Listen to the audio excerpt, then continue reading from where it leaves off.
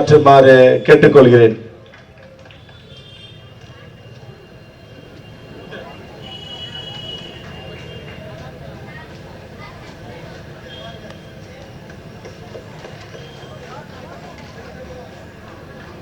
எழுபத்தைந்து கிழக்கு வட்ட சார்பாக அண்ணன் அவர்களுக்கு பொன்னாடை.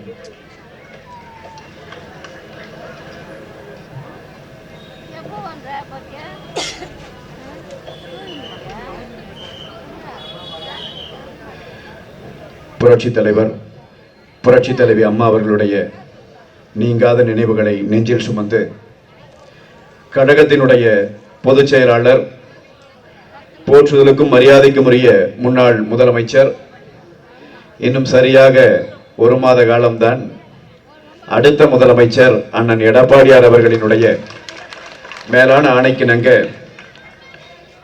திருவிக நகர் சட்டமன்ற தொகுதியிலே இந்த தொகுதியினுடைய வெற்றி வேட்பாளர், எனக்கு முன்னால் பேசிய அண்ணன் குறிப்பிட்டு சொன்னதை போல தமிழ்நாடே எதிர்பார்த்து கொண்டிருக்கின்ற வெற்றி வேட்பாளர் பொற்கொடி ஆம்ஸ்ட்ராங் அவர்களுக்கு இரட்டை இலை சின்னத்திலே வாக்குகளை கேட்டு நடைபெற்றுக் கொண்டிருக்கின்ற இந்த தேர்தல் பரப்புரை கூட்டத்தை ஏற்பாடு செய்திருக்கின்ற போற்றுதலுக்கும் மரியாதைக்கும் உரிய பகுதி கழக செயலாளர் மரியாதைக்குரிய அண்ணன் பரமகுரு அவர்களே, போற்றுதலுக்குரிய சகோதரர் பகுதி கழக செயலாளர் அண்ணன் முகுந்தன் கோபால் அவர்களே, இந்த நிகழ்வினுடைய நாயகராக அமர்ந்திருக்கின்ற போற்றுதலுக்கும் மரியாதைக்கும் உரிய சட்டமன்ற தொகுதியினுடைய வெற்றி வேட்பாளர் பொற்கொடி ஆம்ஸ்ட்ராங் அவர்களே, தேசிய ஜனநாயக கூட்டணிக்கு தலைமையேற்றிருக்கின்ற அனைத்திந்திய அண்ணா திராவிட முன்னேற்ற கழகத்தின் பல்வேறு கட்ட நிர்வாகிகளே, தேசிய ஜனநாயக கூட்டணியிலே அங்கம் வகிக்கின்ற அனைத்து கூட்டணி கட்சிகளினுடைய போற்றுதலுக்கும் மரியாதைக்கும் உரிய நிர்வாகிகளே, தோழர்களே, தொண்டர்களே, அனைவருக்கும் வணக்கம். திருவிக நகர் சட்டமன்ற தொகுதியிலே இரட்டை இலை சின்னத்திலே வாக்களித்து மரியாதைக்குரிய சகோதரி பொற்கொடி ஆம்ஸ்ட்ராங் அவர்களை மிக அதிகமான வாக்குகள் வித்தியாசத்திலே வெற்றி பெற செய்ய வேண்டும் என்று கேட்டு இந்த கூட்டத்தை நாம் நடத்துகிறோம். அன்பான பெரியோர்களுக்கு நான் சொல்லுவேன், ஒரு வரலாற்று சிறப்புமிக்க பயணத்திலே நாம் நிற்கிறோம். நாம் இந்த தேர்தலிலே பணியாற்றுவது என்பது, இந்த கூட்டத்தில் இருக்கிறவங்க அத்தனை பேரையும் எனக்கு தெரியும், நான் சொல்லுகிறேன், மாறாமல் நாம் எல்லாம் இரட்டை இலையில தான் நம் வாக்குகளை போட போகிறோம்.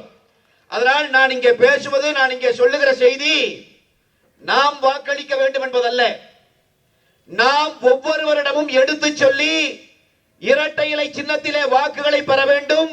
பொற்கொடி ஆம்ஸ்ட்ராங் அவர்கள் சட்டமன்றத்திற்குள்ளாக நுழைய வேண்டும். பிரச்சாரத்தில் இருக்கிறாங்க அக்கா, அது நம்ம எல்லாரும் பார்க்கிறோம். நாங்க தான் கோயம்புத்தூர்ல உட்கார்ந்து பார்த்தாலும் இன்னைக்கு வீடியோ வந்து சேர்ந்துருது. அவங்க போய் பிரச்சாரம் பண்ணையில கொண்டு போய் நோட்டீஸ் கொடுக்கறாங்க. ஒரு சுகாதார பணியாளர் ஒரு அம்மா நிக்கிறாங்க. அவங்க கிட்ட போய் கேட்கறாங்க, என்ன செய்துட்டு இருக்கிறீங்க? அந்த அம்மா சொன்னாங்க, சுத்தம் பண்ணிட்டு இருக்கிறேன். நானும் அதுக்கு தான் வந்திருக்கிறேன், சுத்தம் பண்றேன்னாங்க. சுத்தம் பண்ணணும், சுத்தம் பண்ற வேலையை அவங்க கையில கொடுக்கணும். நாம அது நம்ம கடமை இல்லைங்களா? நான் உங்களுக்கு சொல்றேன், எனக்கு முன்னாடி பேசின அண்ணன் கூட குறிப்பிட்டு சொன்னாங்க, வெளியவே வரமாட்டாங்க அண்ணன் ஆம்ஸ்ட்ராங் அவர்கள் இருக்கிற வரை என்றெல்லாம் சொன்னவர்.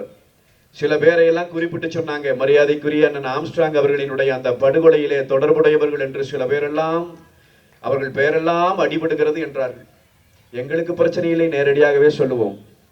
கொலைகாரன் பெயரை சொல்லுவதிலே என்ன நமக்கு பெரிய வருத்தம் இருந்து விட போகிறது? ஸ்டாலின் அவர்களே, இந்த பகுதியிலே இருந்து தமிழ்நாடு முழுவதையும் அபகரித்து அழித்துக் கொண்டிருக்கிற சேகர் பாபு அவர்களே, பெருந்தொகை பெற்ற காரணத்திலேயே தலைவனாக நடந்து கொண்டிருக்கிற செல்வ பெருந்தகை அவர்களே, எழுதி வைத்துக் கொள்ளுங்கள். மே 4ஆம் தேதி வரவிருக்கிற தீர்ப்பில் உங்களில் ஒருவன் கூட சட்டமன்றத்தின் வாசலை மிதிக்கப் போவதில்லை.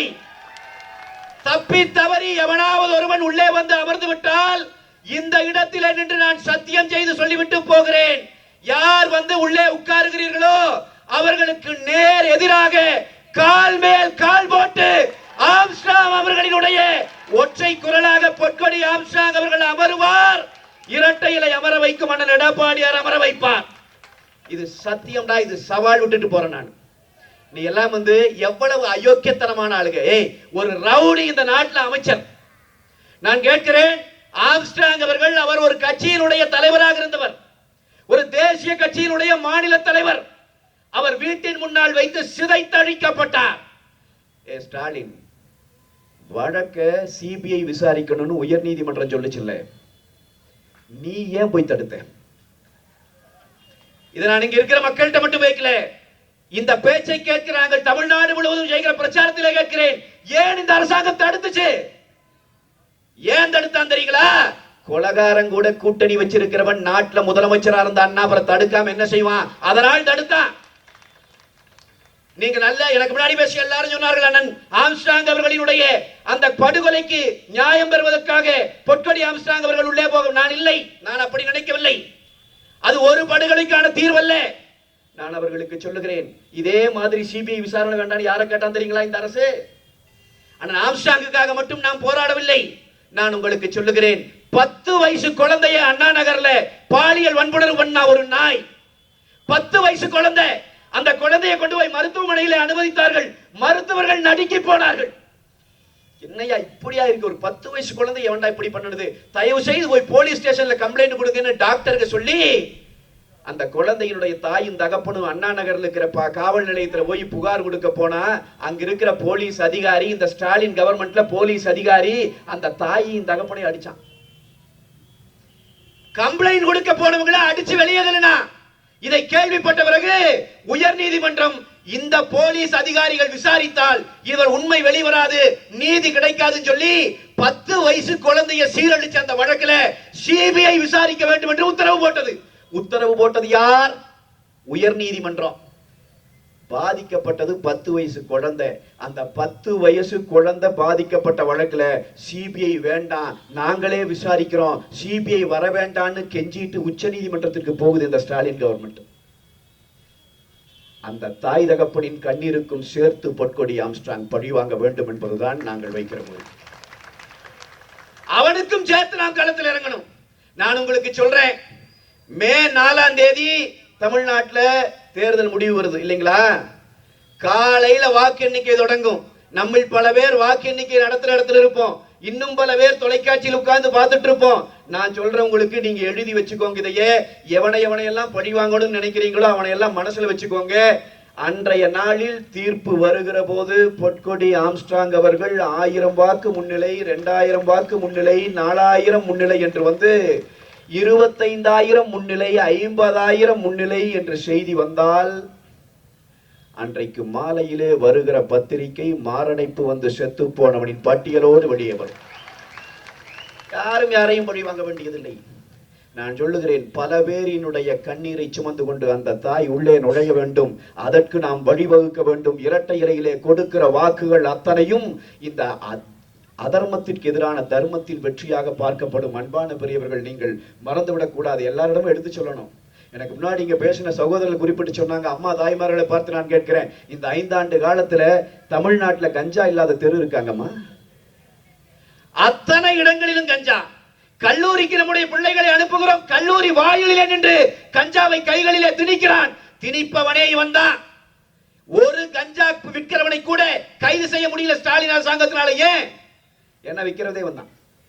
காவல்துறை அதிகாரிகளுக்கு தெரியாதா?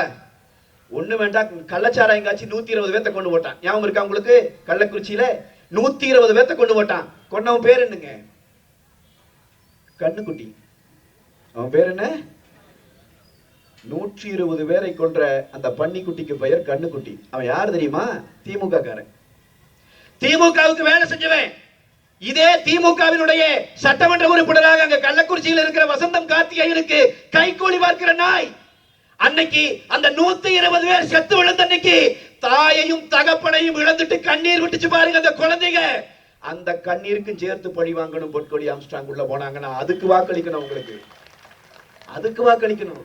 இவன் இந்த 5 ஆண்டு காலத்துல தமிழ்நாட்டை நரவேட்டையாடி இருக்கிறான். 2 வயசு குழந்தை, 2 வயசு குழந்தை. அந்த குழந்தையை பார்த்தா, நல்ல ஆம்பளை ஒருத்தர் இருந்தான்னா அந்த குழந்தையை பார்த்தா என்னடா தோணும்? ஏண்டா 2 வயசு குழந்தையை பார்த்தா எடுத்து வச்சு கொஞ்சம் தோணுமா? அந்த குழந்தை 2 வயசு குழந்தைய பாலியல் வன்புணர்வு பண்ணி கொன்னான் கிருஷ்ணகிரியில. 4 மாசம் அவனை பிடிக்க முடியல. 4 மாசம் கழிச்சு அந்த நாயை கைது பண்ணி பார்த்தா அவன் யார்? திமுகவோட பொறுப்பாளர். ஏன்டா 4 மாசம் பிடிக்க முடியலன்னு பார்த்தா அந்த 2.5 வயசு குழந்தைய பாலியல் வன்புணர்வு பண்ணி கொலை பண்ணி இருக்கிறான். அதனுடைய போஸ்ட்மார்ட்டம் ரிப்போர்ட்டை மாத்தி இருக்குது போலீஸ். அந்த தாயின் தகப்புன்னு யாருகிட்ட சொல்றதுன்னு தெரியாம கைய பிசைஞ்சிட்டு அழுதான் பார். அவன் கண்ணீருக்கு பதில் சொல்லணும். பொற்கொடி ஆம்ஸ்ட்ராங் சட்டமன்றத்துக்குள்ள போகணும். இது நாம நினைச்சிட்டு இருக்கிற மாதிரி அல்ல. இது ஒரு நம்முடைய அண்ணன் ஒருவர், ஆம்ஸ்ட்ராங் என்கிற நம்முடைய அண்ணன் ஒருவரை மட்டும் இவன் கொலை செய்தான் நினைக்காதீங்க. இவன் தமிழ்நாட்டையே கூறு போட்டு இருக்கிறான். தமிழ்நாடு முழுவதும் இன்றைக்கு இந்த நிலை நடக்கிறது. இதெல்லாம் நடக்கிற போது இன்றைக்கு தேர்தல் பிரச்சாரத்திலே வருகிற ஸ்டாலின் ஏதாவது ஒன்றுக்கு பதில் சொல்லுகிறாரா? இத்தனை குற்றங்கள் தொடர்ச்சியாக நடந்தது. பீகார்ல இருந்து பொழைக்க வந்த குடும்பம், ஒரு கணவனும் மனைவியும் 2 வயசு குழந்தையோட வர்றான். தமிழ்நாட்டில் வந்தா பொழைச்சிக்கலான்னு அந்த அம்மா வீட்டுல சமையல் அறையில நின்று ஏதோ வேலை செஞ்சுட்டு இருக்கிற போது ஒரு 3 நாய்க உள்ள போய் அந்த அம்மாட்ட அத்துமீற பாக்குறான். ஏண்டா இப்படி பண்ணீங்கன்னு கேட்ட பாவத்துக்கு கணவனை வெட்டி கொன்று அந்த மனைவி அவரையும் வெட்டி கொன்று 2 வயது குழந்தையை காலை பிடித்து தரையிலே அடித்து கொலை செய்து 3 உடம்பை கொண்டு போய் குப்பை தொட்டியில வீசிட்டு போயிட்டான். நான் கதை சொல்லல, 3 மாசத்துக்கு முன்னாடி தமிழ்நாட்டில் நடந்த செய்தியை சொல்றேன்.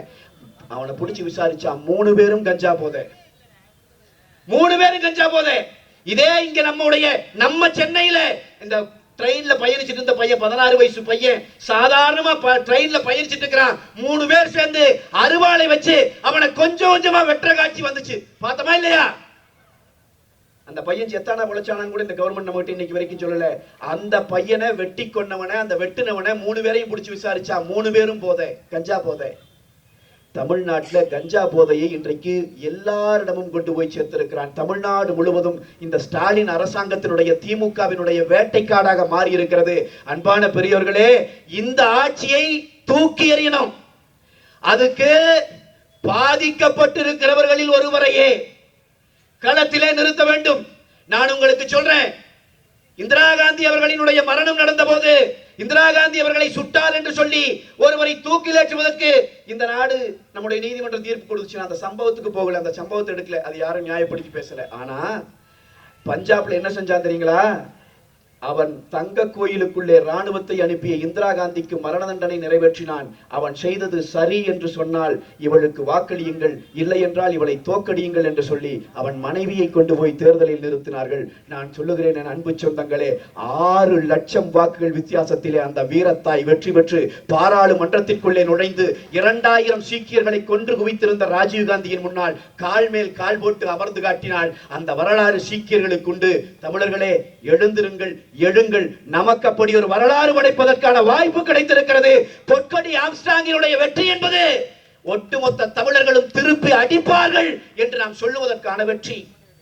அதை புரிஞ்சுட்டு நம்ம இங்க வேலை செய்யணும், இந்த களத்துல வேலை செய்யணும். விடமாட்டான், சாதாரணமா விடமாட்டான். என்ன, நமக்கு ஓட்டு விழுகு, ரெட்டையிலக்கே ஓட்டு விழுகு, அக்காவுக்கு ஓட்டு விழுகு, அண்ணன் எடப்பாடியார் அவர்களினுடைய அந்த ஆணைக்கு ஓட்டு விழுகு, அதெல்லாம் ஒரு பக்கம். ஆனா எனக்கு முன்னாடி அண்ணன் ஒருத்தர் சொன்ன மாதிரி எல்லாவற்றையும் கொடுப்பான். எங்க ஊர்ல எல்லாம் உள்ளாட்சி தேர்தலில் கோயம்புத்தூர்ல எல்லாம் இங்க என்ன கொடுத்தான்னு தெரியல, கோயம்புத்தூர்ல கொலுசு கொடுத்தான். கொலுசு கொடுத்து ஏமாத்தினான். எங்க ஊர் பொம்பளையிலும் பாவமா வாங்கிட்டு அந்த அக்கா அம்மா எல்லாம், சரி இந்த கொலுசு கொடுத்துட்டானே மகராசை, இவனுக்கு ஓட்டு போடாம என்ன பண்றதுன்னு அத்தனையும் திமுக ஓட்டு போட்டுச்சு. அந்த கொலுசோட தரம் என்ன தெரியுங்களா? அந்த கொலுசோட விலை, அதனுடைய ஒரு பெரிய டெக்னிக் இருக்குது அதுல. அந்த கொலுசு நீங்கள் வாக்களிக்க போகிற அந்த நாளில் போய் வாக்க போட்டுட்டு வெளியே வர்ற வரைக்கும், அந்த பொட்டியே வண்டியில ஏத்துற வரைக்கும் அந்த கொலுசு வெள்ளையாவே இருந்துச்சு. அது பயங்கர டெக்னிக் அது. அப்புறம் பார்த்தான் கருக்க தொடங்கியது. அடுத்த நாள் காலையிலே எழுந்து பார்த்தால் கொலுசு கருகரு என்று இருந்தது. நீங்கள் சொந்தக்காரன் யாராவது கோயம்புத்தூரில் இருந்தால் நீங்களே கேட்டு பாருங்கள், நான் பொய் சொல்லவில்லை. நகைக்கடையிலே வெளியே ஒரு பெட்டியை வைத்து வருகிறவனெல்லாம் அந்த கொலுசை அதற்குள்ளே போடு என்று சொன்னான். 30 ரூபாய்க்கு கொடுத்தான். இந்த முறை அடித்திருக்கிற காசில் சேகர் பாபு போன்ற ரவுடிகள் இந்த மண்ணிலே கொலுசல்ல ஒட்டியானமே கொடுப்பான். அன்பு சொந்தங்கள், நான் சொல்லுகிறேன், எனக்கு முன்னால் அண்ணன் சொன்னதை போல நம்ம காசு தான் வாங்கிக்கோ. நீங்க வாங்காம விட்டுறாதீங்க. காசு நம்ம காசு தான். பூரா திருடி கொள்ளையடித்து சேர்த்து வைத்திருக்கிற காசு தான். அதை வாங்கிவிட்டு இந்த கொள்ளைக்காரர்களினுடைய வேட்டைக்காடாக மீண்டும் தமிழ்நாடு மாறிவிடக் கூடாது என்பதற்காக நீங்கள் உங்களுடைய வாக்குகளை எல்லாம் இரட்டை இலை சின்னத்திலே கொடு எல்லாரிடமும் எடுத்து சொல்லி, நான் கேட்கிறேன், இங்கே சேகர்பாபு என்கிற அமைச்சர் இருக்கிறாரே, இந்த அமைச்சரை ஒரு போன் கால்ல பேசின ஒரு வீடியோ, ஒரு ஆடியோ வெளியே வந்துச்சு. இந்த சவுக்கு சங்கர்னு சொல்லி ஒரு பத்திரிகையாளர், ஒரு ஊடகவியலாளர், அவரை வேட்டையாடினார் இந்த சேகர் பாபு. ஏன்? அவர் செய்த தவறு என்ன? இவன் செய்கிற தப்பெல்லாம் வெளியே சொன்னார், அதுதான் பிரச்சனை. இவன் என்னென்ன ஊழல் செய்கிறான் வெளியே சொன்னார், அதுதான் பிரச்சனை. எல்லாம் நடந்துச்சு. அவர் வீட்டுக்குள்ள செப்டிக் டேங்கில் இருந்து தண்ணியை மோந்துட்டு போய் அவர் குடியிருக்கிற வீட்டுக்குள்ள ஊத்தி அடிச்சான். இவருடைய சிந்தனை எந்த அளவுக்கு இருக்குது பாத்தீங்களா? இவன் தான் நம்ம கிட்ட வந்து சமூக நீதி பேசுறான், இவன் தான் சமத்துவம் பேசுறான். அவர் வீட்டுக்குள்ள அடிச்சு விட்டான், அத்தனை செப்டிக் டேங்க்ல இருந்து தண்ணியை கொண்டு போய் அடிச்சு விட்டான். இந்த சேகர் பாபு அதன் பிறகு ஒரு ஆடியோ வெளியே வந்துச்சு. அதுல ஒரு ரவுடி ஒருவர் பேசுகிறான், திமுகவை சேர்ந்தவன். அவன் பேரே சொல்லி பேசுறான், நான் தான் பேசுறேன் சேகர் பாபு, நீ நேர்ல வா. இவன் சொல்றான் நேர்ல வர முடியாது. இவர் திருப்பி சொல்றார், இப்ப பாக்குறேன் உன்னை என்ன பண்றேன்னு. அவன் சொல்றான், நீ பண்ணு, ஆனா நீ பண்ணுனதெல்லாம் நான் வெளியே சொல்லிடுவேன். ஏய், ரவுடியும் அமைச்சரும் இப்படி ஒரு டீலிங்ல இருந்தீங்கன்னா நாடு எப்பற உருப்படு? நாட்டிலே மக்கள் எப்பற வெளிப்படையா வழியை நடக்க முடியும்? நான் கேட்கிறேன், இன்றைக்கு உதயநிதி தெருவில் போய் பிரச்சாரம் பண்ற இடத்துல எல்லாம் எங்க பொதுச் செயலாளரோட ஒரு படத்தை தூக்கி காட்டுறான்.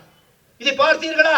உதயநிதி, நான் உனக்கு சொல்லுகிறேன், மீண்டும் மீண்டும் சொல்லுகிறேன், வெட்கம் மானத்தை பற்றி எல்லாம் கருணாநிதியின் குடும்பத்தில் பிறந்து விட்டு நீ பேசவே கூடாது. தேவையில்லாத வேலை செய்து கொண்டிருக்கிறாய். நான் உதயநிதியை பார்த்து கேட்கிறேன், ஸ்டாலின் அரசாங்கத்தை நடத்திய ஸ்டாலினையே பார்த்து கேட்கிறேன், இந்த அண்ணா பல்கலைக்கழகத்துக்குள்ள பல்கலைக்கழகத்தில் படிக்கிற மாணவியை உள்ள போய் ஒரு நாய் தொட்டான்ல, நான் இந்த மேடையில சொல்ல முடியாத அளவிற்கு, நானும் ஒரு தாய்க்கு பிறந்தவ, எனக்கும் கூட அக்கா பிறந்துச்சு, தங்கச்சி பிறந்துச்சு, எனக்கும் ஒரு புள்ள பிறந்தா. நான் இந்த என் வாயில் அதை சொல்லக்கூட முடியாத அந்த நாய் என்ன பண்ணான்ங்கிற வேலையை அவ்வளவு கொடூரமா அந்த கல்லூரிக்குள்ள நுழைஞ்சு பல்கலைக்கழகத்துக்குள்ள நுழைஞ்சு அந்த மாணவியை சித்திரவதை பண்ணான்ல. அந்த மாணவி சொன்னான்ல, அவன் என்னை இப்படி சீரழிக்கிற அந்த நேரத்திலே ஒரு போன் எடுத்து ஒரு சார் என்று ஒருவனுடன் பேசினான், என்னிடமும் சொன்னான், நீ என்னோடு இருக்க வேண்டும், அடுத்து அந்த சாரோடு இருக்க வேண்டும் என்று சொன்னான் என்று அவன் சொன்னதாக அந்த பெண் சொன்னான்ல. யார் அந்த சார் என்று அண்ணா திராவிட முன்னேற்ற கழகம் தமிழ்நாடு முழுவதும் கேட்டு போராடினோமே. யாரா அந்த சார்? யாரா அந்த சார்? வந்திருக்கா? அவன் பேரு ஞானசேகரன். அதை செஞ்சவன் பேரு. இவனுக்கு பேரெல்லாம் எப்படி இருக்குன்னு, கள்ளச்சாராயம் காய்ச்சறவன் பேரு கண்ணுக்குட்டி, புள்ளைய சீரழிக்கிறவன் பேரு ஞானசேகரன்.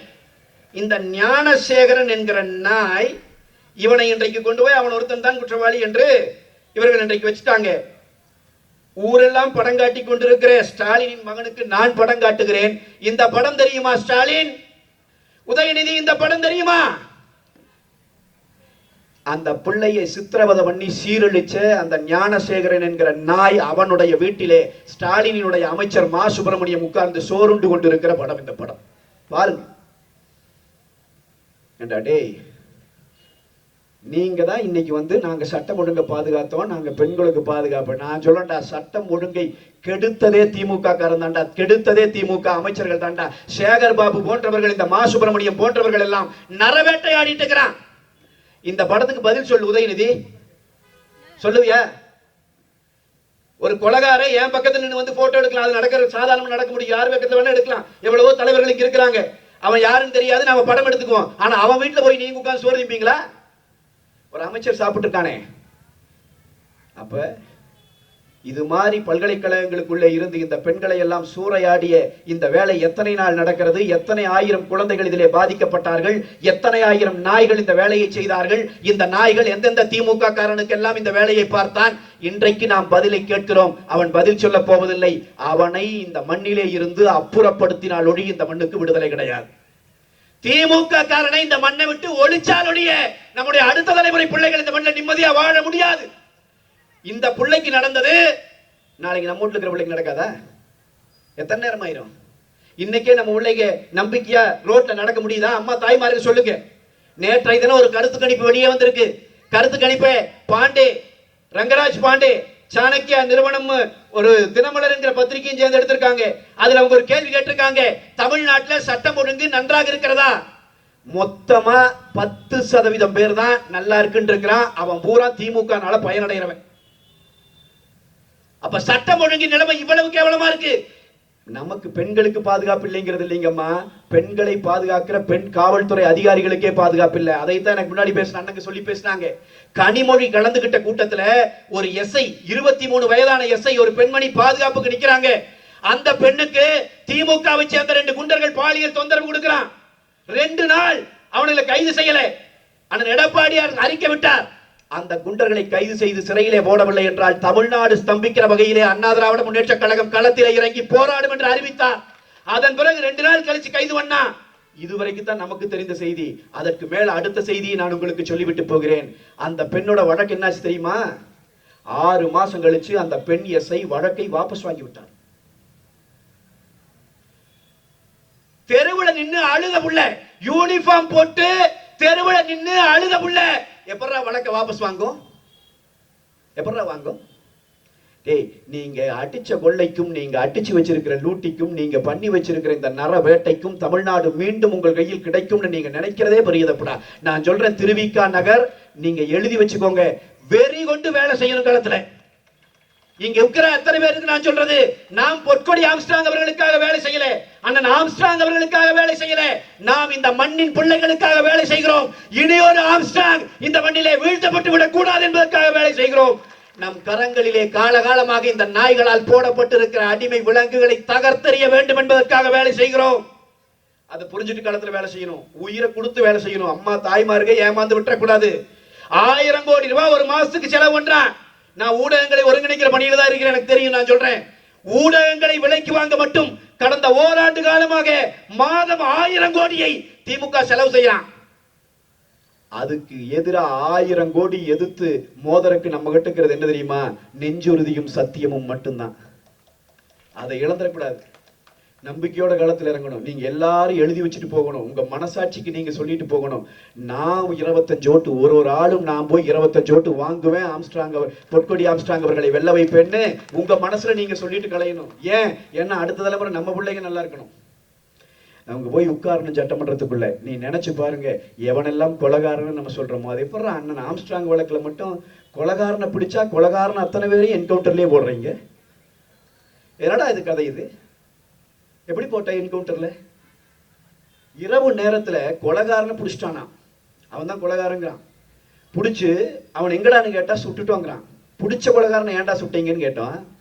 அவன் சொன்னானா, நான் எங்கேயோ ஆயுதத்தை பதுக்கி வச்சிருக்கிறேன்னு, துப்பாக்கி பதுக்கி வச்சிருக்கேன்னு சொன்னானா. இவனுக்கு காலங்காத்தால கூட்டிட்டு போனானுங்களா, அவன் கையை பிச்சுட்டு போய் துப்பாக்கி எடுத்து இவங்களை நோக்கி சுட்டானா. இவங்க திருப்பி சுட்டாங்களா, செத்து போயிட்டான். இன்னொரு கொலகாரன், அவனையும் அதே மாதிரி பிடிச்சாங்களா, போனானா, பண்ணானா, சுட்டானா, இவங்க சுட்டாங்களா. டேய், நீங்கள் சுட்டு கொன்று கொண்டிருப்பது குற்றம் சாட்டப்பட்டவனை அல்ல, உண்மையை என்பதை எங்களுக்கு தெரியாமல் இல்லை. உண்மையை சுட்டு தள்ள பார்க்கிறீர்கள். அந்த உண்மையை வெல்ல வைப்பதற்கு நாங்கள் பொற்கொடி ஆம்ஸ்ட்ராங்கை சட்டமன்றத்திற்குள் அனுப்புவோம். நீ என்னென்னமோ பண்ணி பார்த்தா, இப்படி தாண்டா கடவுள் பேசுவான். எந்த மதத்தின் கடவுளாக இருந்தாலும் இப்படித்தான் பேசுவான். கடவுள் எப்படி பேசுவான்? ஒரு உண்மையை. கடவுள் தலைவர்களைப் போல நம்மளை போல மேடை போட்டு பேசுவானா? இல்ல, கடவுள் இயற்கையின் மொழியால் பேசுவான். ஸ்டாலினோ, இந்த செல்வ பெருந்தகையோ, இந்த சேகர் பாபுவோ, இவனோடு சேர்ந்த அல்லக்கைகள் எவனாவது இந்த படுகொலையை நிகழ்த்தும் போது நினைத்திருப்பானா? இதுல வரைக்கும் வீட்டிலிருந்து வெளியவே வராம சாதாரணமா வாழ்ந்துட்டு இருக்கிற அந்த குடும்ப தலைவியா இருக்கிற பெண் ஒருத்தி நமக்கு யமனாக வந்து எதிரே நிற்பாள் என்று அவன் கனவிலும் நினைத்திருக்க மாட்டான். கடவுள் நிறுத்தி இருக்கிறான். கடவுள் நிறுத்தி இருக்கிறான். பாரதி தான் சொல்லுவான், மாகாளி பராசக்தி ருஷிய நாட்டின்கண் கடைக்கன் வைத்தாள், அங்கே ஆஹா என்று எழுந்தது பார் யுக புரட்சிப்பா. மாகாளி பராசக்தியை களத்திலே நிறுத்தி இருக்கிறோம். சட்டமன்றத்திற்குள் அனுப்பி வையுங்கள், அங்கே ஒரு யுக புரட்சி எழட்டும். இந்த கண்ணீர் ஆண்டாண்டு காலமா திமுக காரம் பண்ணி வச்சிருக்கிற அநியாயம். அந்த கண்ணீர் அத்தனை அழுத கோடிக்கணக்கான மக்களின் கண்ணீருக்கு அவங்க தீர்வு சொல்லணும். உதயகுமாரை இழந்துவிட்டு, ஆயிரக்கணக்கான உதயகுமாரை இழந்துவிட்டு கோடிக்கணக்கான பேர் கண்ணீர் வடித்திருக்கிறார்கள் கருணாநிதியின் காலத்திலேயே.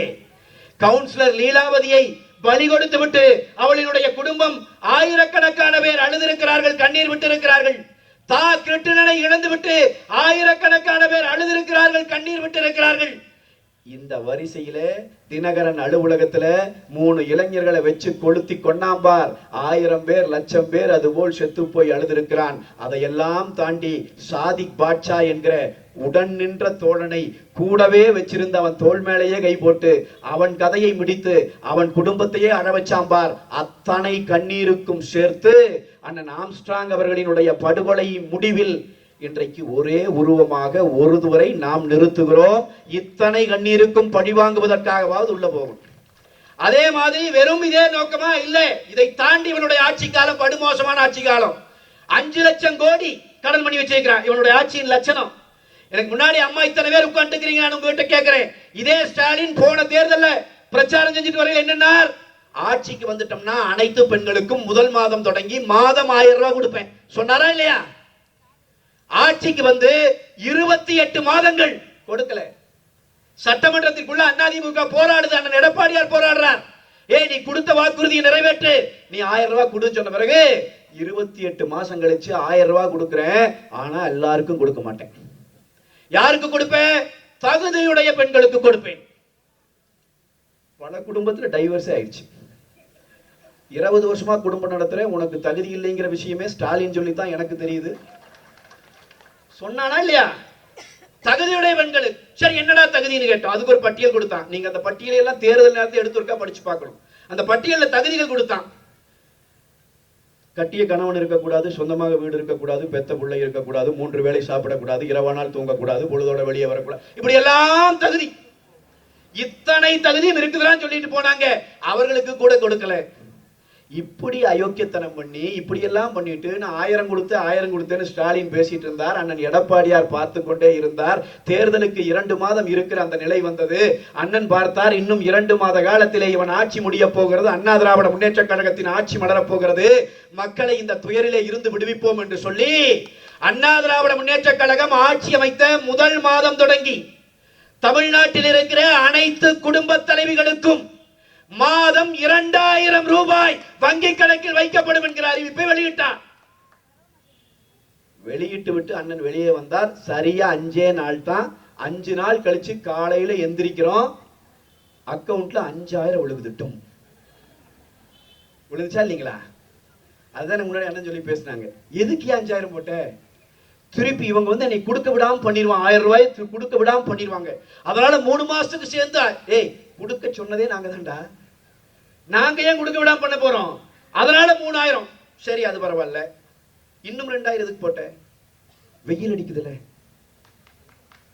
கருணாநிதி மகனுக்கு மே மாதமானால் வெயில் அடிக்கும் என்பது தெரிவதற்கே 72 வயதாயிருக்கிறது.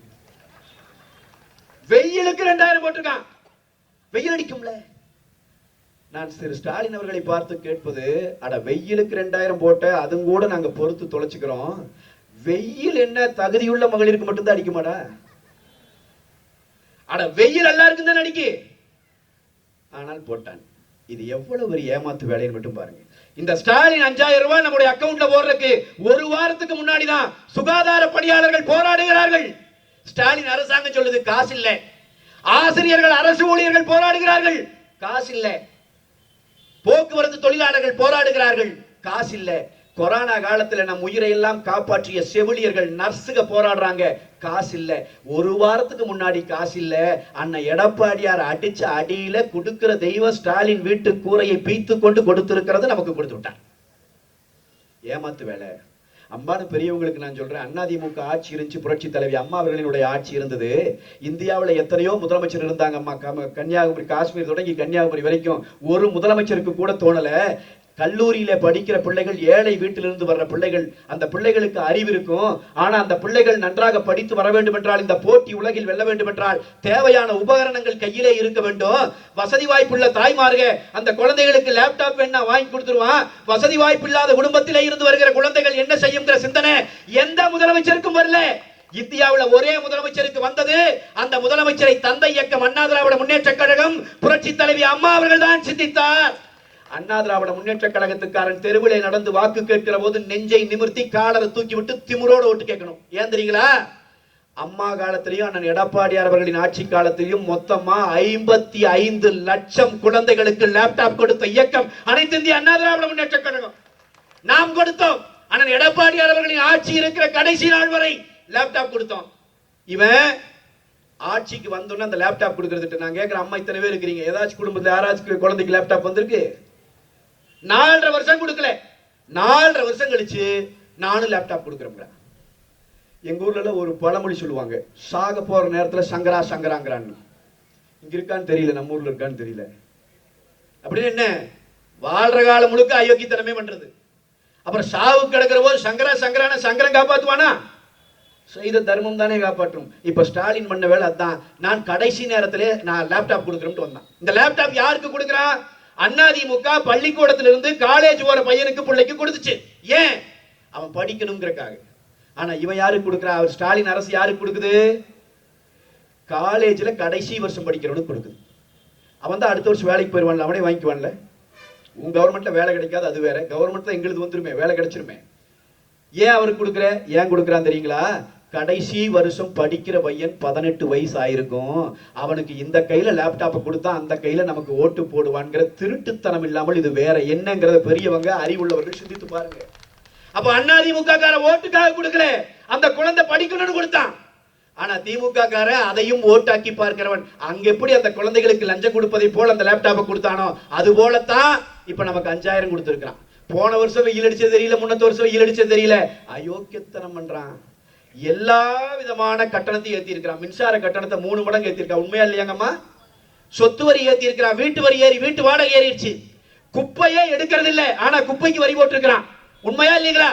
குப்பைக்கு வரி போட்டிருக்கிறான், கழிவுநீருக்கு வரி போட்டிருக்கிறான், காலியிட வரி அதிகரிச்சிருக்கிறான், கட்டுமான பொருட்களின் விலை அதிகப்படுத்தி இருக்கிறான், பால் விலையை அதிகப்படுத்தி இருக்கிறான், சகல பொருட்களினுடைய விலையையும் அதிகப்படுத்தி இருக்கிறான். நாம் வாழவே முடியாத நிலையை ஏற்படுத்தி இருக்கிறான். இந்த கவர்மெண்ட்டுக்கு மறுபடியும் இருக்கா ஓட்டு போடலாமா? எம்எல்ஏவா இருக்கிறவன் சரியில்லைன்னு நாம சொல்லிட்டு இருந்தோம். நாம சொன்னது போதாதுன்னு சொல்லி இப்ப அவனே சொல்றான். எம்எல்ஏ இருந்தவனை தூக்கிட்டு வேற ஒரு ஆளை போடுறான். ஏன்? இவனை போட்டா மறுபடியும் ஜெயிக்க முடியாது. நான் சொல்லுகிறேன், ஸ்டாலின் அவர்களே, பொற்கொடி ஆம்ஸ்ட்ராங் அவர்களை வேட்பாளராக நிறுத்தி இருக்கிறோம். ஸ்டாலினே வந்து நின்றாலும் வெல்ல முடியாது. திருவிக நகர் எங்களுடைய. நீ முடிஞ்சா குளத்தூர்ல வென்றுட்டு வா, பாத்துக்கலாம். பொய் பேசிட்டு இருக்கிறான் நம்ம கிட்ட. நம்ம தாய்மார்களுக்கு, அண்ணன்களுக்கு எல்லாம் நான் சொல்லிட்டு போறேன், நம்முடைய உறுதியை குலைக்கிறதுக்காக இந்த சாயந்தரமான தொலைக்காட்சியில 4-5 பேர் ஏறி உட்கார்ந்துக்கிறது இல்லைங்களா? நானும் தான் போய் அவனு தலையெழுத்தது, வேற வழி இல்ல. பொய்யா பேசுறான். உள்ள போய் உட்கார்ந்தீங்கன்னா அதிமுகவுக்கு பெரிய வாய்ப்பு இல்லை சொல்றானா இல்லையாங்கண்ணா? அதிமுக அவ்வளவுதான், அது ஒண்ணும் இனி பெருசா எந்திரிக்க வாய்ப்பு இல்லை. அது பிஜேபி கூட சேர்ந்தாலும், அமமுக கூட சேர்ந்தாலும், பாட்டாளி மக்கள் கட்சி கூட சேர்ந்தாலும், புதிய பாரதம் சேர்ந்தாலும், யார் சேர்ந்தாலும் அது ஒண்ணு. நான் சொல்லுகிறேன், நானெல்லாம் 5 ஆண்டு காலமாக தெருவிலேயே தான் திரிகிறேன். எல்லாம் நாங்கள் மக்களோட தான் திரிகிறோம். அதிமுக காரர்களையும் நாங்கள் பார்க்கிறோம், மக்கள் திமுகவை பற்றி என்ன நினைக்கிறார்கள் என்பதையும் பார்க்கிறோம். இந்த தெருவில் ஒரு நாள் கூட இறங்காதவன் எல்லாம் டிவியிலே உட்கார்ந்து கொண்டு நீ எப்படி கண்டுபிடித்தாய் அதிமுகவுக்கு ஆள் இல்லைன்னு? நான் சொல்லிட்டு போறேன், அதிமுக எத்தனையோ பேரை அமைச்சராக்கி இருக்கிறது. சில பேரை உப்புமாவுக்காக நாம் முதலமைச்சராகவே வைத்துக் கொண்டிருந்ததும் உண்டு. அது உப்புமா மாதிரி இருந்துச்சு ஒரு முதலமைச்சர்.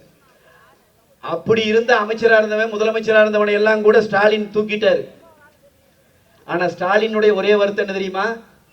3 தடவை முதலமைச்சரா இருந்தவனையே தூக்கிட்டோம். அனைத்து இந்திய அண்ணா திராவிட முன்னேற்ற கழகத்தின் உண்மையான தொண்டனின் கணுக்கால் ரோமத்தை கூட பிடுங்க முடியவில்லையே என்பதுதான். இந்த கட்சியினுடைய தொண்டர்களும் தோழர்கள் அவ்வளவு உறுதியோடு இருக்கிறார்கள். நான் சொல்லுகிறேன், நாம் வலிமையான ஒரு கூட்டணியாக இன்னைக்கு நிக்கிறோம். ஆனா திமுக சைடு கூட்டணி, அண்ணன் திருமாவளவன் அவர் அழுகிறாரா சிரிக்கிறாரானே தெரிய மாட்டேங்குது. பாவமா இருக்கு. நான் உண்மையில நல்லா நேசிக்கிற அண்ணன் அவரு, அண்ணன் திருமாவளவன். அவருக்கு ஒரு சீட்டு கொடுத்தா, நியாயமா ஒரு கட்சிக்கு கூட்டணியில சீட்டு கொடுத்தா அவங்க கட்சிக்காரத்தான் நிறுத்துவாங்க. அவர் நேற்று ஒருத்தரை நிறுத்துறாரு. அவன் சொல்றான், நான் விடுதலை சிறுத்தை இல்லை, நான் காங்கிரஸ் கட்சி, எனக்கு விடுதலை சிறுத்தை சீட்டு கொடுத்துங்கிறான். ஒண்ணுமே இப்ப யாருக்கு யார் சீட்டு கொடுக்குறா என்ன? திமுக இருக்கிறவன் தான் விடுதலை சிறுத்தையில் இருக்கிறவங்களுக்கு சீட்டு கொடுக்குறாங்க. ஆளூர் ஷானவாஸ் யாருக்கிட்ட போய் சீட்டு கேட்கிறாரு? ஸ்டாலின் கிட்ட கேட்கிறாரு. திருமாவளவன் யாருக்கு சீட்டு கொடுக்கிறாரு? காங்கிரஸ்காரனுக்கு சீட்டு கொடுக்கிறாரு. இப்படி ஒரு கொண்டாட்டம் அங்க ஒரு நடந்துட்டு இருக்குது. ஒரு அமைச்சர் 9 முறை 10 முறை சட்டமன்ற உறுப்பினராக இருந்த துரைமுருகன், அவ்வளவு வயதான மனிதர், நாம் எல்லாம் மரியாதைக்குரிய மனிதராக பார்க்கிறோம். தேர்தல் பிரச்சாரம் பண்ணிட்டு இருக்கிறாரு. விடுதலை சிறுத்தைகள் கட்சியினுடைய மாவட்ட செயலாளர் வண்டியில ஏறி நிக்கிறாரு, கீழே இறங்கி போடான்னு அடிக்கிறாரு. பாத்தீங்களா இல்லையா? நான் கேட்கிறேன், ஊடக நண்பர்கள் இருந்தால் நான் உங்களை பார்த்து கேட்கிறேன், இப்படி ஒரு ஏதாவது ஒரு சம்பவம் அதிமுக கூட்டணியில் எங்காவது நடந்திருந்தா 10 நாள் நீ விவாதிச்சிருக்க மாட்டீங்க. ஆனா இதை பத்தி வாயே திறக்கலையே. அண்ணன் திருமாவளவன் அவர்கள் இதை பற்றி கேட்கவே இல்லையே. எப்பறா எங்க மாவட்ட செயலாளர் இப்படி அவமானப்படுத்தினீன்னு கேட்கவே இல்லையே. யாருக்காக நீங்கள் நிற்கிறீர்கள்? எந்த மக்கள் உங்களுக்கு வாக்களிக்கிறார்கள்? எந்த மக்கள் உங்களை தலைவராக ஏற்றிருக்கிறார்கள்? ஆயிரக்கணக்கான ஆண்டுகளாக பூட்டப்பட்டு கிடக்கிற அடிமை சங்கிலிகளை அறுத்தறிவோம் என்று உத்தரவாதம் கொடுத்து வந்தவர்களே, அருவருக்கத்தக்க அடிமை சங்கிலிகளை அவர்களே அணிவிக்கிறார்கள். அதை நீங்கள் வேடிக்கை பார்க்கிறீர்களே. இதைத்தான் நம்ம கேட்க வேண்டி இருக்கு. அந்த லட்சணத்தில் இருக்கு கூட்டணி. ஆனால் நான் உங்களுக்கு சொல்லுகிறேன், அண்ணா திராவிட முன்னேற்ற கழகத்தின் தலைமையிலே அமைந்திருக்கிற இன்றைய தேசிய முற்போக்கு, நம்முடைய தேசிய ஜனநாயக கூட்டணி வலிமையோடு நிற்கிறது. ஒரு முற்போக்கு சக்தியாக நிற்கிறது. அதிமுக, பாரதிய ஜனதா கட்சி, பாட்டாளி மக்கள் கட்சி, அமமுக, அப்படியே கட்சிகள் எடுத்தீங்கன்னா ஒவ்வொன்றும் தெளிவா நிக்குது. எந்த கலக்கமும் எந்த பிரச்சனையும் இல்லை. சீட்டு எல்லாருக்கும் சரியான சீட்டுகள் ஒதுக்கி கொடுக்கப்பட்டு அத்தனை பேரும் வேட்பாளர்களாக நிறுத்தப்பட்டு எல்லாரும் களத்துக்கு வந்தாச்சு. எந்த விதமான பேதமையும் இல்லாமல் ஒரு ஜனநாயகத்தன்மையோடு நம்முடைய கூட்டணி வலிமையான கூட்டணியாக நிற்கிறது. புரட்சி தமிழர் எடப்பாடியார் எந்தெந்த இடத்திற்கெல்லாம் போகிறாரோ ஆயிரக்கணக்கில் லட்சக்கணக்கில் மக்கள் திரண்டு திரண்டு திரண்டு திரண்டு அவரை வரவேற்கிற காட்சிகளை நாம் பார்க்கிறோம். அத்தனையும் வாக்குகளாக மாறும். 2026 எழுதி வைத்துக் கொள்ள வேண்டும். அது இரட்டை இலைகளுக்கானது. கட்டாயம் வெற்றி பெறும். உறுதியா வெற்றி பெறும். நம்பிக்கையோட நாம களத்துல பண்ணணும். இந்த டிவியில சொல்றான், கருத்து கணிப்புல சொல்றான், அதெல்லாம் ஒண்ணும் கிடையாது. உறுதியா சொல்றேன், நீங்க எழுதி வச்சுக்கோங்க. 210+ தொகுதிகளை அண்ணா திராவிட முன்னேற்ற கழகத்தினுடைய கூட்டணி, தேசிய ஜனநாயக கூட்டணி வெற்றி பெறும். 210+ தொகுதிகளை வெற்றி பெறுவோம். ஸ்டாலினும் உதயநிதியும் தப்பிச்சு வென்று வந்தாலே பெரிய விஷயம் தரவே. இது எல்லாத்துக்கும் தெரிஞ்சு போச்சு. குறிப்பா காவல்துறை அதிகாரிகளுக்கு தெரிஞ்சு போச்சு. நானே பயணம் பண்ணி போயிட்டு இருக்கிற சாலையில வெளியூருக்கு போகிற போது சாலையில ஒரு அதிகாரி ஒருத்தர் வண்டியை சோதனை பண்ணிட்டு இருந்தார். நிறுத்தினாரு. பார்த்த உடனே, சார் எப்படி இருக்கு சார் கிரவுண்டுன்னாரு. நல்லா இருக்கு சார், அருமையா இருக்கு, வெற்றி பெற்றுவோம். அவர் சொன்னாரு, நாங்களும் பார்க்குறோம் சார், நல்லா தான் இருக்கு சார், எப்படியாவது ஜெயிச்சிருங்க சார். ஒரு காவல்துறை அதிகாரி காக்கி சட்டை போட்ட நான் அவர் சொன்னதை சொல்றேன்.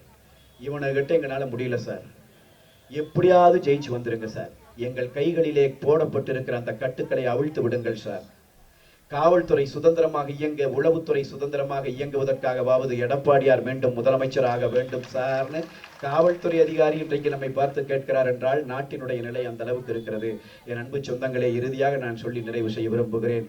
புரட்சி தமிழர் அண்ணன் எடப்பாடியார் அவர்களினுடைய ஆட்சி காலம் பொற்காலம். அந்த ஆட்சி காலத்துல தான் 2000 அம்மா மினி கிளினிக்குகளை கொண்டு வந்தோம்.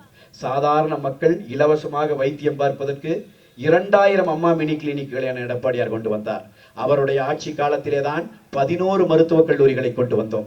11 மருத்துவக் கல்லூரியை 12ஆக கூட ஸ்டாலினால் மாற்ற முடியவில்லை 5 வருஷத்துல.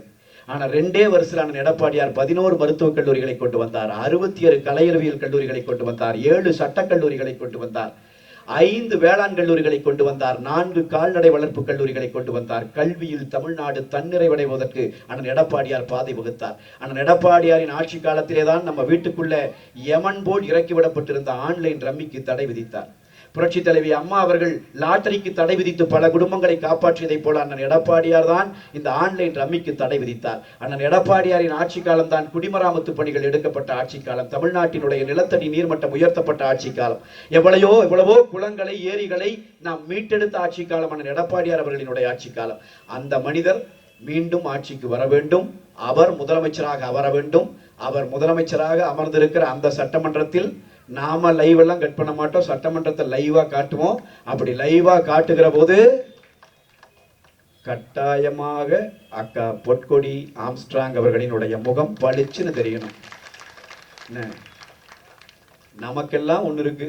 இன்னும் ஒரு 30-40 வயசு கழிச்சு நமக்கு குழந்தையோ நம்முடைய பேரம்பேத்தியோ வந்து இவ்வளவு அயோக்கியத்தனமான ஆட்சி நடத்தின ஸ்டாலினுடைய ஆட்சி எதிர்த்து நீ எல்லாம் என்ன செஞ்சேன்னு கேட்டான்னா நெஞ்ச நிமித்தி திமிரோட சொல்லலாம், அந்த களத்திலே நாங்களும் இருந்தோம். அந்த அநீதியை, அந்த அதர்மத்தை புதைப்பதற்கு நாங்களும் ஓடினோம்.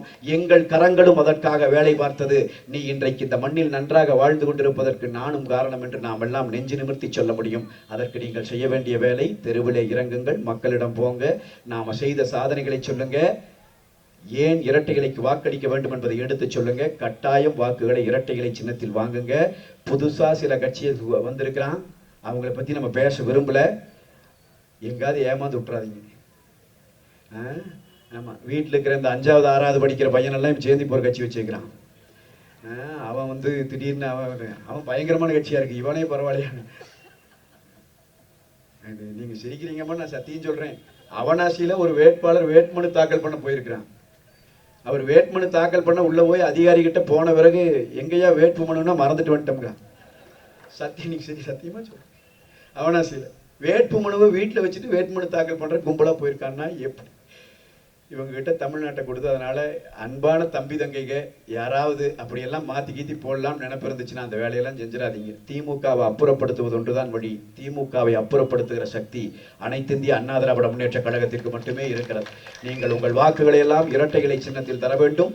நமக்கு தெரிஞ்சவன் தெரியாதவன் நண்பர்கள் அத்தனை பேரிடமும் பேசி பேசி பேசி வாக்குகளை இரட்டைகளை சின்னத்திலும், கூட்டணி கட்சிகள் போட்டியிடுகிற, பாரதிய ஜனதா கட்சி போட்டியிடுகிற தொகுதிகளிலே தாமரை சின்னத்திலும், அதே மாதிரி அமமுக போட்டியிடுகிற அந்த தொகுதிகளில் எல்லாம் குக்கர் சின்னத்திலும், அதே மாதிரி பாட்டாளி மக்கள் கட்சி போட்டியிடுகிற தொகுதிகளில் எல்லாம் மாம்பழம் சின்னத்திலும் நீங்கள் வாக்குகளை கொடுத்து பெருவாரியான வாக்கள் வித்தியாசத்தில் வெற்றி பெற செய்ய வேண்டும். இந்த தொகுதியை எழுதி வச்சுக்கோங்க.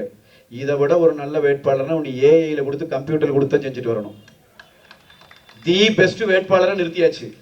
இனி நம்ம கடமை நாம் இறங்கி அடிக்கணும். 20,000 30,000 டிஃபரன்ஸ் எல்லாம் பேச்சே கிடையாது. 1 லட்சம் ஓட்டு வித்தியாசத்தில் ஜெயிக்கணும். நாம 1 லட்சம் ஓட்டு வித்தியாசத்தில் ஜெயிக்கணும். களத்தில் இறங்குங்க, வெறி கொண்டு வேலை செய்யுங்க. கரவேட்டி கட்டி அதிமுக காரன் களத்தில் இறங்கிட்டு அண்ணா வான வேடிக்கை தான்ங்கிற வரலாற்றை மீண்டும் கொண்டு வரணும். இந்த கட்சி அழிஞ்சு போச்சு, அம்மாவோட முடிஞ்சு போச்சுன்னு சொன்னவனுக்கெல்லாம் செருப்படி கொடுக்கிற முடிவை கொண்டு வருவதற்கு அதிமுக காரன் களத்துக்கு வரணும். மே 4ஆம் தேதி தீர்ப்பு வருகிற அன்றைக்கு அண்ணன் எடப்பாடியார் அவர்கள் முதலமைச்சராக பொறுப்பேற்கிறார் என்கிற செய்தி வருகிற போது நம்மை பார்த்து ஏளனம் பேசியவனை எல்லாம் ஓட ஓட விரட்டுவதற்காகவாவது அதிமுக காரன் களத்தில் இறங்கி வேலை செய்யணும். அக்கா பொற்கொடி ஆம்ஸ்ட்ராங் அவர்களினுடைய வெற்றி ஜனநாயகத்தினுடைய வெற்றி. இது நீதிக்கும் அநீதிக்கும் இடையே நடக்கிற போர். இது தர்மத்திற்கும் அதர்மத்திற்கும் இடையே நடக்கிற போர். இது ஒடுக்கப்பட்டவனுக்கும் காலகாலமாக பொய்யே பேசி நம்மை ஒடுக்கியவனுக்கும் இடையே நடக்கிற போர். இதிலே நாம் வெற்றி பெற வேண்டும். எனக்கு முன்னால் பேசிய அண்ணன் சொன்னார், நாங்கள் ஜெய்பீம் என்றுதான் சொல்லி பழக்கம் என்று சொல்லி. அண்ணன் அவர்களுக்கு நானும் சொல்லுகிறேன், நாங்களும் சேர்த்து சொல்லுகிறோம், ஜெய்பீம். நாம் வெற்றி பெறுவோம், நாம் வெற்றி பெறுவோம். நாம் ஒடுக்கப்பட்ட அடக்கப்பட்ட இந்த மக்களா இந்த அரசாங்கத்தால் நசுக்கப்பட்டு இருக்கிற அந்த மக்களுக்காக நிற்கிறோம். அந்த மக்களினுடைய அந்த கண்ணீரும் அவர்கள் விட்ட பெருமூச்சும் நம்மோடு நிற்கும். லட்சிய உறுதி கொண்டு களத்தில் இறங்குங்கள் தோழர்களே. நாம் வெற்றி பெறாவிட்டால் வேறு யார் வெற்றி பெறுவார்? இரட்டைகளை வெல்ல வேண்டும். நம்முடைய அக்கா பொற்கொடி ஆம்ஸ்ட்ராங் அவர்கள் வெற்றி பெற வேண்டும். அதற்கு களம் காண்போம். வெற்றி விழாவுக்கு நானே வருவேன், கேட்டு வருவேன். நான் மரியாதைக்குரிய அண்ணன் பரமகுரு அவர்களிடம் இப்பவே சொல்லிட்டு போறேன், என்னை தான் கூப்பிடணும். வெற்றி விழாவுக்கு வருவேன். மகிழ்ந்து கொண்டாடுவோம். அது வெற்றி களிப்போடு கொண்டாடுவோம். வெறும் வெற்றி அல்ல, அது நமக்கு கொண்டாட்டம். அந்த கொண்டாட்டத்தை பெருமளவிலே கொண்டாடுவோம். அதற்கு உழைப்போம் என்று கேட்டு நிறைவு செய்கிறேன். நன்றி, வணக்கம்.